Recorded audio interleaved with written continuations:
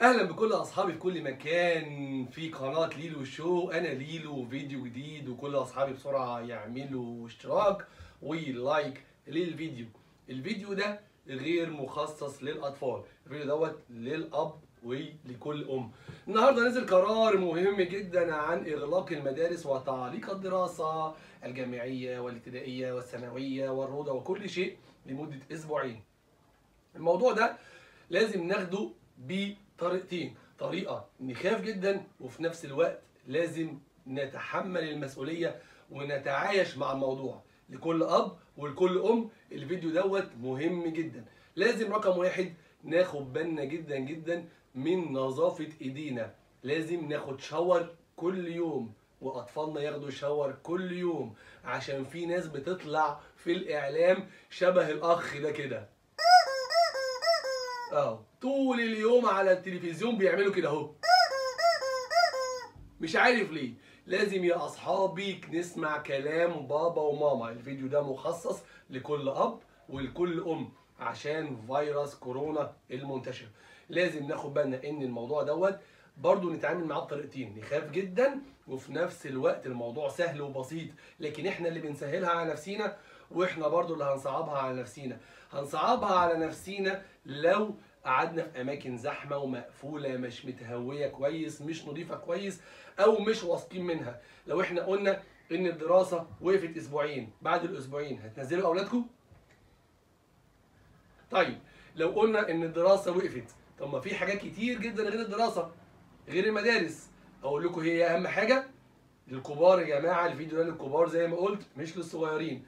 اول حاجه الاستاذ ده ما اتكلمش عنها. الاستاذ ده على طول بيطلع في التلفزيون، طبعا اقصد طبعا بالاستاذ دوت اي واحد بيطلع في الاعلام ما بيقولش الحقيقه، بيبقى عامل زي كده.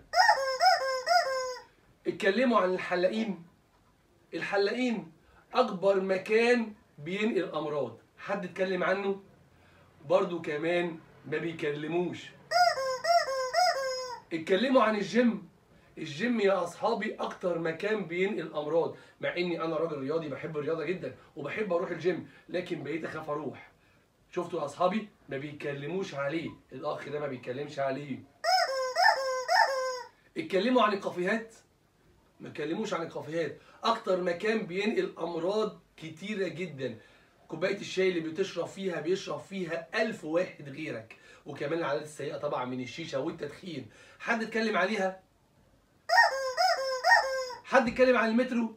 المترو اكتر شيء زحمه، محدش اتكلم عليه. ليه يا اصحابي لازم نقفل المدارس والمترو لا؟ انا طبعا مع ان احنا نعلق المدارس او نوقف مثلا الدراسه لمده اسبوعين، مش مشكله خالص، لكن هنمنع الغير حاجات كتيره جدا جدا جدا ما كلموش عنها، واهمها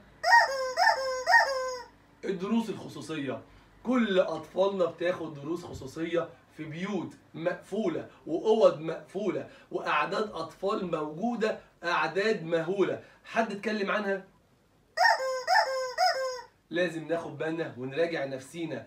حد اتكلم عن التمارين؟ السباحه، حمام السباحه اللي بينزل فيه اكتر من 20 و30 و40 طفل عشان ياخدوا التمرين، ولازم نوديه التمرين عشان ياخد بطولات. حد اتكلم عنه؟ وحمام السباحه لو في طفل واحد مريض هينقل لكل اصحابه. حد اتكلم عنه؟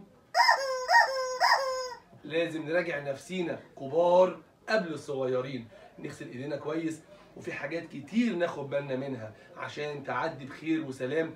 وان شاء الله ربنا هيحفظ مصر، لان ده مش كلامي ولا كلامك، ده كلام ربنا. ربنا هيحفظ مصر، وان شاء الله ناخد بالنا من صحتنا ونبعد عن الاساتذه دول. اسكت بقى يا عم، اسكت بقى، اسكت بقى اهو.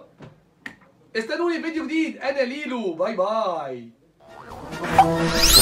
كل أصحابي يعملوا اشتراك للقناة وسبسكرايب وفعلوا الجرس بسرعة، مستنيكوا.